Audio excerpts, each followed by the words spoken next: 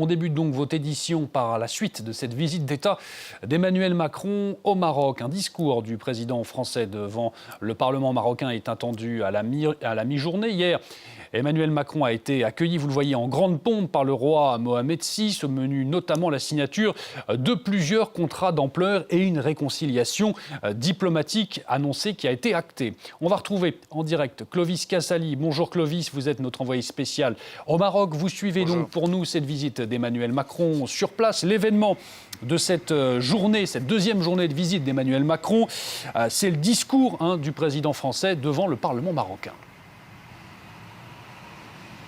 En effet, après avoir rencontré le chef du gouvernement du Royaume du Maroc, le président de la République française prononcera une allocution au Parlement marocain, rassemblant la Chambre des représentants et la Chambre des conseillers. C'est un des moments clés de cette visite de 3 jours, car durant cette allocution, bien évidemment, Emmanuel Macron s'adressera aussi au peuple marocain. Il expliquera sa vision de cette relation privilégiée, du renforcement des liens, des partenariats qu'il souhaite avec le Maroc. Et cette prise de parole ce n'est pas anodin non plus, car il n'y a pas de conférence de presse prévue lors de cette visite d'État, et c'est un fait assez rare. Alors, le président de la République ensuite rencontrera des acteurs du monde économique, notamment dans le secteur du jeu vidéo, où le Maroc et la France sont à la pointe de cette technologie. Et puis, il y aura le dîner d'État en toute fin de journée, organisé par Sa Majesté le roi Mohamed VI, en l'honneur d'Emmanuel Macron et de la Première Dame Brigitte Macron.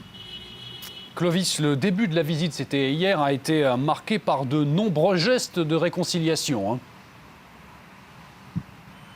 Il faut bien le dire, avant cette visite, tout le monde s'interrogeait sur la relation entre Emmanuel Macron et le roi Mohamed VI. Alors les yeux étaient rivés sur les deux hommes hier lors de la première journée de la visite. Est-ce que les tensions, est-ce que les brouilles rapportés ces dernières années étaient derrière eux ils ont clairement affiché un visage d'unité, voire d'amitié. Les deux hommes ensemble, dans la même voiture, saluant la foule. Et je peux vous dire qu'il y avait des milliers et des milliers de personnes dans les rues de Rabat pour acclamer les deux chefs d'État dans une ambiance particulièrement festive. Et puis, comment ne pas parler de ces contrats? Alors l'Élysée dit que ces contrats représenteraient jusqu'à 10 milliards d'euros, sans préciser le détail. Ce que l'on sait, c'est que certains grands groupes français comme Alstom ont remporté des contrats.